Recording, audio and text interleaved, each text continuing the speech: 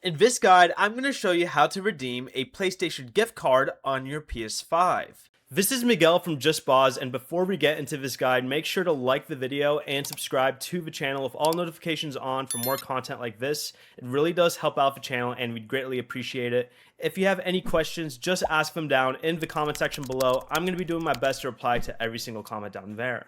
From the home screen, go ahead and open the PlayStation Store, then press the triangle button to open the menu on the top.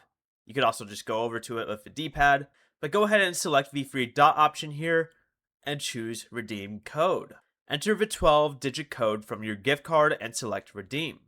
Make sure you're signed into the correct account before confirming that because V-Wallet funds cannot be transferred to another account afterward, but once redeemed, the balance will be added to your PlayStation Store wallet. Before you leave, remember to like the video and subscribe to the channel with all notifications on for more content like this. It really does help out the channel and we'd greatly appreciate it. And if you did have any questions, just ask them down in the comment section below. I'm going to be doing my best to reply to every single comment down there. Peace.